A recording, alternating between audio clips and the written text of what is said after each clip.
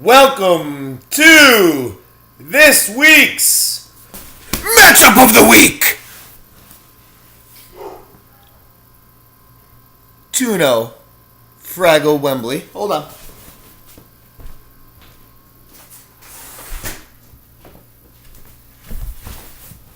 Verse 2-0 Team Get some! One, we're not surprised, is at 2-0. That'd be Fraggle Wembley.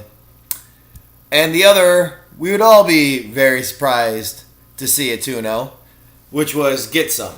Though, not as surprised as, team taking Robbie's money. But unlike taking Robbie's money, Get Some did earn his way to a 2-0 with two legitimately good wins. Strong showings, number 3 in the league in points, looking good. This week, week 3, ESPN has Wembley 11.5 points favored against Team Get Some. 110 to 99 points. Going the matchup a little bit, and we look at Get Some's team. He's starting Phillip Rivers, DeMarco Murray, C.J. Anderson, and Michael Floyd in the flex. DeAndre Hopkins, Brandon Cooks as receivers, Antonio Gates as tight end. Still needs to get another tight end. The old man, you got to get somebody new, Josh.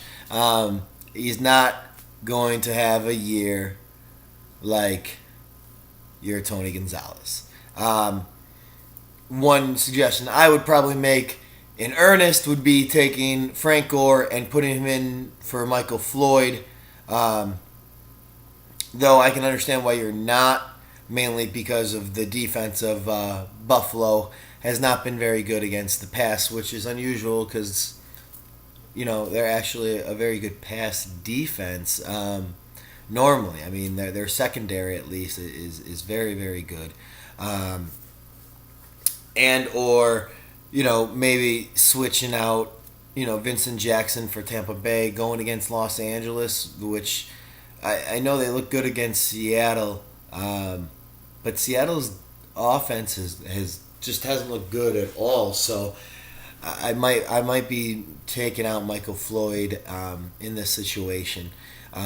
Wembley, quarterback Roethlisberger, Dave Johnson, LaShawn McCoy, A.J. Green, Antonio Brown, Julio Jones, Greg Olsen, Broncos D, and Steven Hauschka. Hauschka actually hasn't given him anything. I haven't got any cheap wins from my kicker.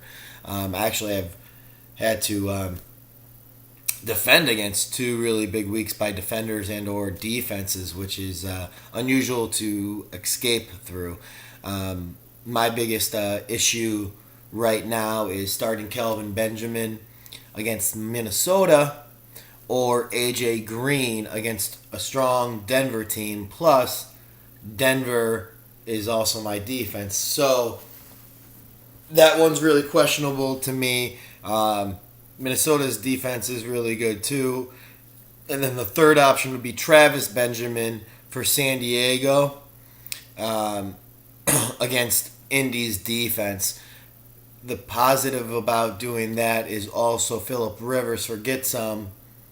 It would cut into the points of his quarterback. It's something that I am also thinking about doing. ESPN is sorry about that. Previewing Get Some having an advantage in 3 areas. In quarterback with Phillip Rivers projected at 19 over 17 for Roethlisberger. 13 over, I don't know how they called that a check mark for you. It should be a check mark for both, but they're projecting both McCoy and Anderson at 13 points. Gave you the check mark. I think they might have felt bad for you. I'm not exactly sure. And then they're actually projecting Tony Gates to score more than Greg Olsen. If you want to make a bet on who's going to score more points, Josh, text me up. I'll take pretty much whatever bet you'd like, straight up with Gates versus Olsen.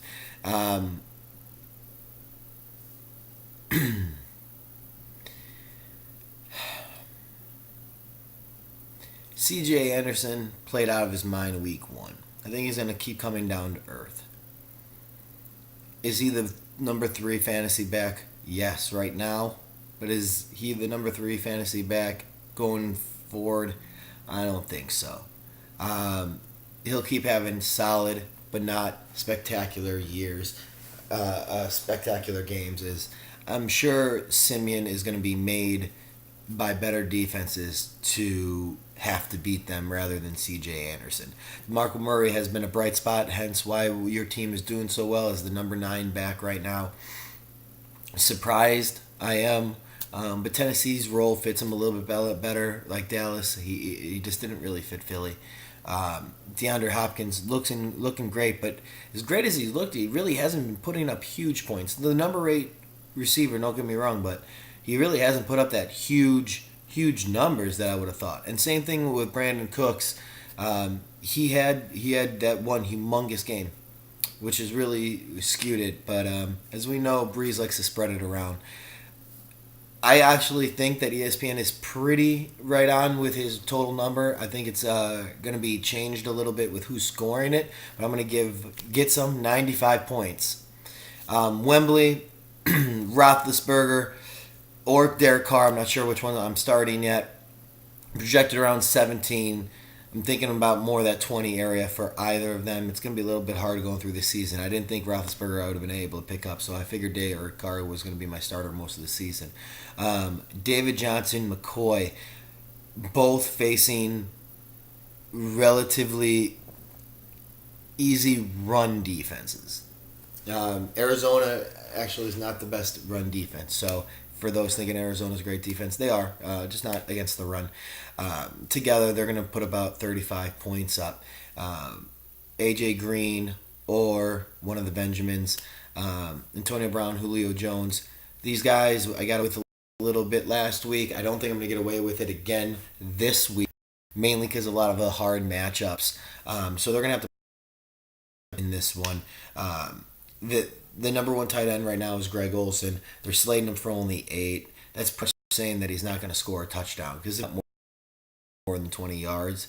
I definitely think Olsen is going to be around that 10 to 12 area pretty much all year. I'm going to say 10 to 12 again this week. Getsum's going to give up a good fight. Unfortunately, he's going to fall.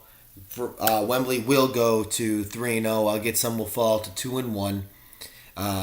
Again, it's still going to be a great matchup.